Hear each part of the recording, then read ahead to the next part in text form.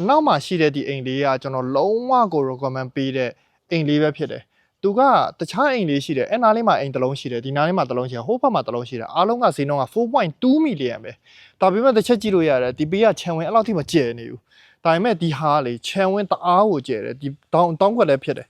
ဒီနေရာမှာတစ်ခုလုံးကသူ့ရဲ့ဒီမြက်ခင်းလေးနဲ့ green space အကျယ်ကြီးပဲပြီးအလဲ့လည်းကောင်းတယ်သူကဒီဘက်ကအရှိလဲဒီဘက်ကမြောက်လဲအရှိလဲမြောက်လဲတောင်း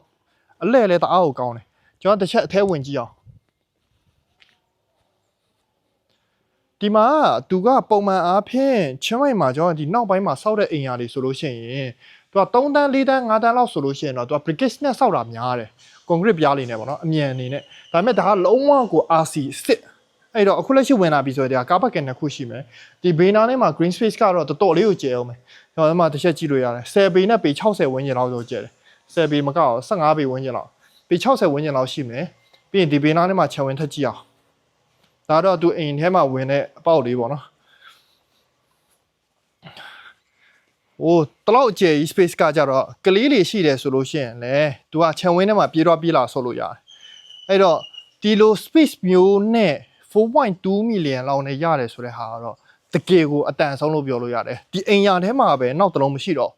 တခြားလုံးတွေက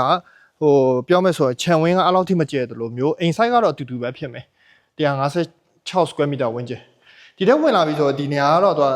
living room လေးပေါ့အဲ့နားမှာကွန်မွန်အင်နာရှိမယ် store ခန်းလေးတစ်ခုထပ်ရှိဝင်ကျွန်တော်ဒီဘက်မှာကြာလို့ရှိရင်အခန်းလေးတစ်ခန်းထပ်ပါမယ်ပတင်းပေါက်လေးပါတစ်ခါလေးထည့်ထားပေးတယ်ဒီနေရာကျတော့ကျွန်တော် dining room လေးလုပ်လို့ရတယ်ဥပမာကျွန်တော်တို့ညနေပိုင်းထဲမှာအေးဆေးဆေးလေးအပြင်ထွက်ပြီးတော့မှလက်ဖက်ရည်ပါညာတောက်ချင်တယ်ဆိုလို့ရှိရင်ဒီနေရာမှာလာထိုင်ပြီးတော့မှထိုင်ခုံလေးနဲ့အေးဆေးထိုင်တောက်လို့ရဟိုတကယ်ကိုကောင်းတဲ့ vibe ပဲအလဲ့လည်းတအားကောင်းပြီးတော့ kitchen ကိုကျွန်တော်ဒီဘက်တစ်ချက်ပြပေးမယ်ဒီနေရာ kitchen ဒီအိမ်3ယောက်ကနေ5ယောက်ဝန်းကျင်ဆိုတော့ဒီ kitchen အနေထားတစ်ခုကတော့တော်တော်လေးလုံလောက်ပြီလို့ပြောလို့ရတယ် kitchen ရဲ့ဒီဘေးနားလေးမှာသူကနောက်ဖေးထွက်လို့ရတဲ့နေရာလည်းထပ်ပါသေးတယ်ဒီနေရာကကျတော့ကျွန်တော်တို့အဝတ်လျှော်ဆက်ထားလို့ရတဲ့ဟာပေါ့နော် supply နဲ့ waste pipe တွေဒီနေရာမှာထားလို့ရတာအဲ့တော့ဒါကတော့လေရောက်အခုလက်ရှိဒီလိုကြည့်ချင်အပြင်တော်တော်လေးကိုလာတယ်လို့ခံစားလိုက်မယ်အပေါ်ထက်မှာကျွန်တော်တစ်ချက်တက်ကြည့်အောင်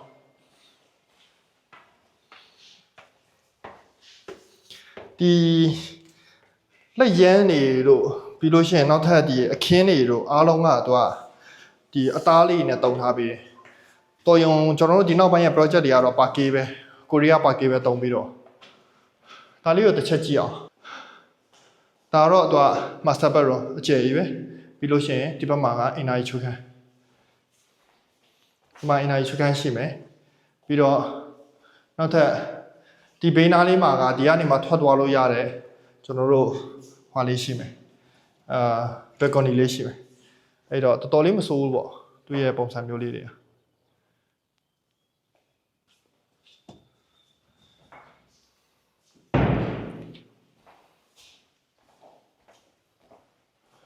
ဒီမှာကျတော့နောက်ထပ် single room တစ်ခု